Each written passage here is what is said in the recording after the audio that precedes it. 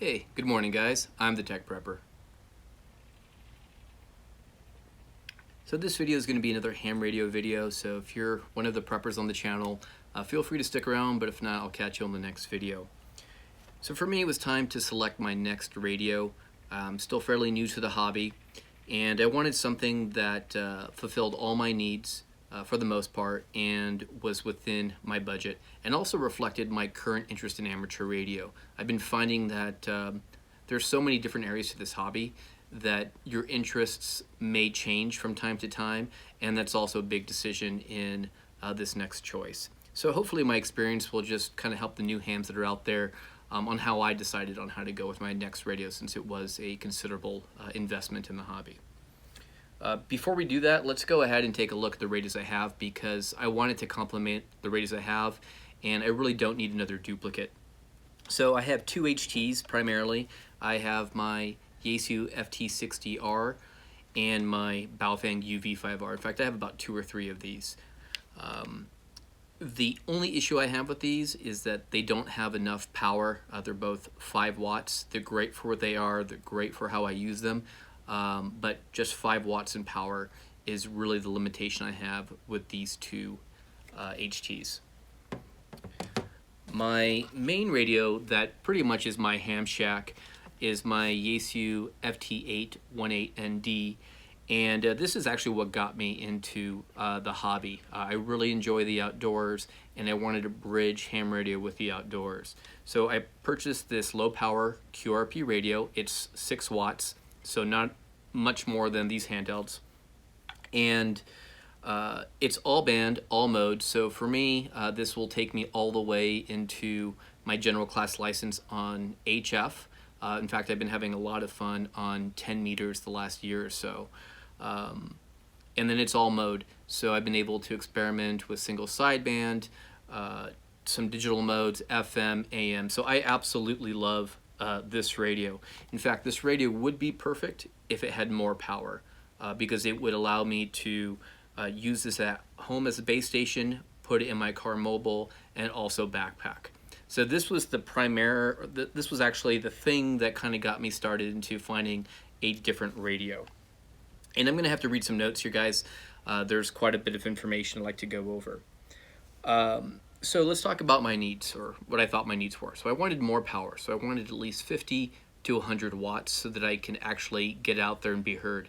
The biggest challenge I had when starting out in ham radio was my inability to make QSOs or contacts, and by and large I had to do with the area that I was in sometimes, but really not having enough power to get into a repeater or just make a contact on simplex.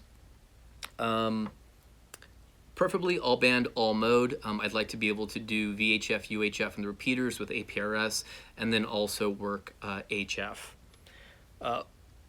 I wanted a radio that still was very close to this 818ND. I wanted all band, all mode. Basically, I wanted the radio to do everything, and that wasn't really practical as it turns out. And then I happen to be a Yaesu fanboy. It's the radios I'm used to. I'm used to the interfaces. They've worked and performed for me really well in the field and how I use them. So I also was looking at Yaesu.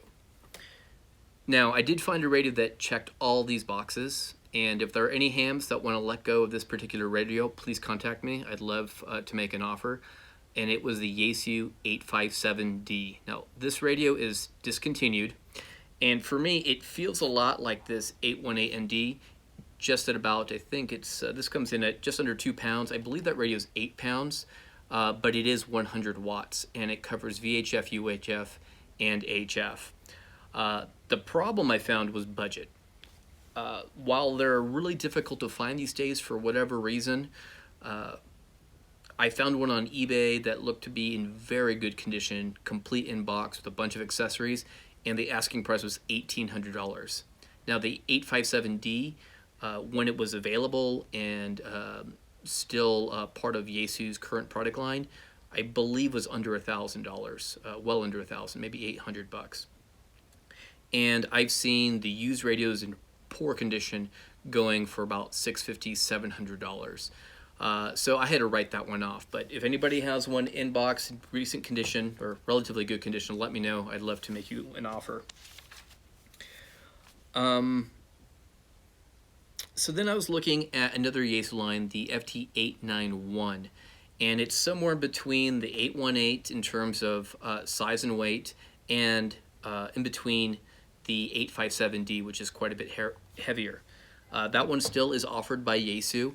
The only drawback, in my opinion, is that it does not have VHF, UHF. So I'm limited to HF and 6 meters. So where does that leave me? So what I decided to do was basically have a plan to buy 2 radios, and they would be purpose-built. So my plan is to buy a VHF, UHF radio that has at least 50 watts, and then go with the Yaesu FT891 for field work in HF. And I think that's the right mix. So what I decided to go with ultimately was, given my current interest in amateur radio, which happens to be APRS, I decided to do my research and find one that had what I think is the best in-class support for APRS. And the radio I chose was the Kenwood, I think it's the TM-D710GA. And it's just a dual band radio, but based on my research, it looks like it has the closest APRS implementation per the specification by Bob Barriga. In fact, my understanding is that Bob actually worked with Kenwood on that radio. The other reason why I really wanted that rig was I wanted something that could serve well as a base station at home and also as a mobile rig. Unfortunately, that radio will not work for me in the field. It's just too heavy, has too many moving parts. So the field use will actually have to be limited to my adventures in the Jeep and on the trail, and I'll talk about that in a second. So I went with the Kenwood TM-D710GA, and the other cool thing about it is that that line of that 710 or seems to be used just about everywhere where APRS is deployed for critical use. In fact, I believe there are 3 of these units on the ISS, the International Space Station. And for me as a prepper, the fact that an organization like NASA would pick it really does lend it quite a bit of credibility.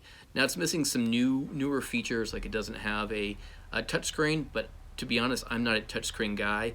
The other reason why I picked that radio is because it has physical knobs and dials. One other feature that radio has is Echolink. I have not spent 1 second looking into Echolink. I'm not a big fan of digital at the moment, in terms of digital being, I think it's D-Star, DMR, Echolink. I'll probably get into that later, but for right now it's not my focus, but it's good to know that Echolink is available on that rig. Alright guys, so here's the basic D710GA, and it consists of 2 pieces. The first is the head unit, and then we have the base unit. The head is permanently detached from the base unit. The way that I run it in the shack at home is just the base unit sitting on the desk, and then I'm using the stand-up mount here and just kind of run it like that. When I move this into the Jeep this weekend, I'm going to put the base unit under the passenger side seat in the Jeep, and then I have a cup holder mount I'm going to be putting the head unit on. I'm not going to talk too much about the base unit other than it feels like very rugged, solid construction. So I'm very happy about that. The first thing that appealed to me about the head unit was the amount of physical buttons and knobs. I personally do not like touchscreen.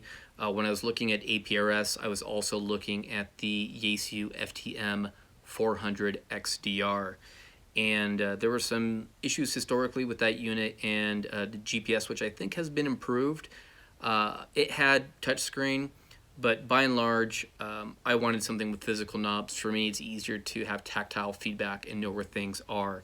But that's just a personal preference on my part. The other thing I like about this is that it is dual band, true dual receive. and it has independent knobs for band A and B, both for volume and for squelch. So for driving the car, it's easy. In fact, switching between bands is a matter of just pushing the button, and there's a very prominent display of telling you which band is your transmit band. So another word on the buttons, I actually found, once I understood it, the menu system to be probably the most pleasant menuing systems that I've ever used.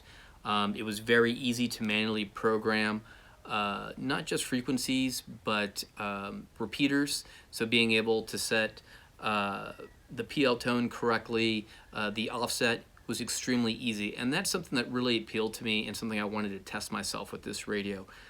As a prepper, I don't want to have to rely on a programming cable and a computer and a piece of software to be able to program the unit. So I am super happy. I completely programmed this entire unit by hand for all of my local repeaters, for the International Space Station, for the uplink and downlink, for simplex, for FRS, you name it. So very happy I did this.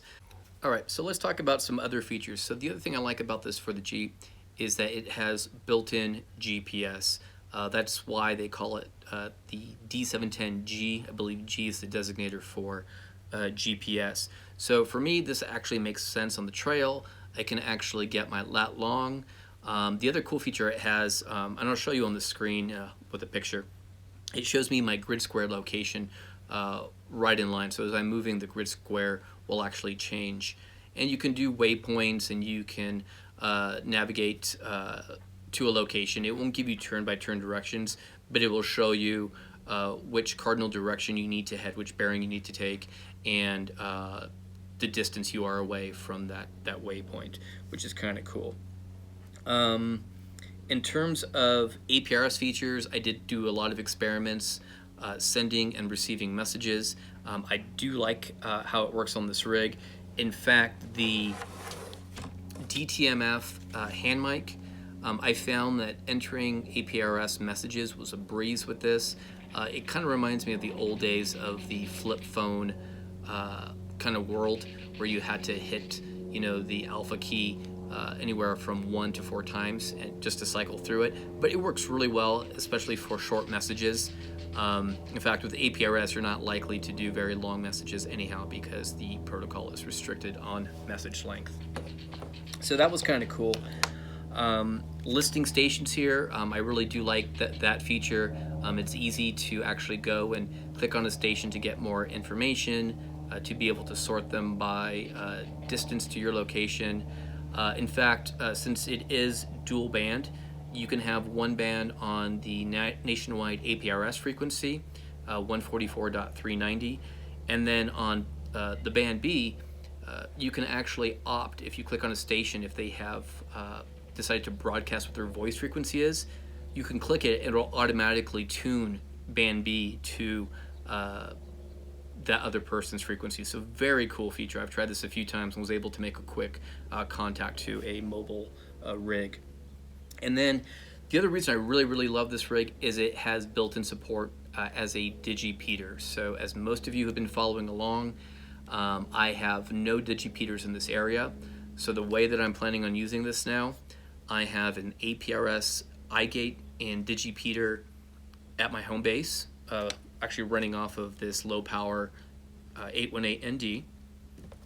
I could take the Jeep out into Tonto and get up on a ridge about 4 or 5 miles from here, and I can set this one up as a digipeater, and it will be in range to talk to my base unit. I can leave the Jeep parked there, and then I can get on my handheld. So I have considerably extended my ability to communicate from my handheld in the field to the Jeep to my home. So I am super excited to get this all mounted this weekend. I went ahead and pulled Instagram I'm at the Tech Prepper on Instagram if you want to follow me, and I asked everybody what mobile antenna I should go with. Everybody had great suggestions, so what I decided to go with was I think it was the Diamond KS400 or K400, and it's a lip-mounted rig that I'll put on the left side of my hood, on the driver's side, And then I also went with a Comet SSB-5 antenna.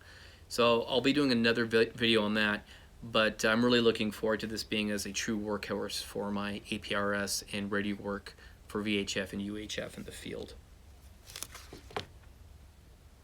So really that's it, guys. I just wanted to share with you my experience, my thought process on the radio. Hopefully this helped. Maybe it was kind of entertaining to see what I went through. I don't know how different your experiences were in finding your next radio. If you want to share, please put it in the comments. I love all the comments you guys put in there. And again, if anybody has a Yaesu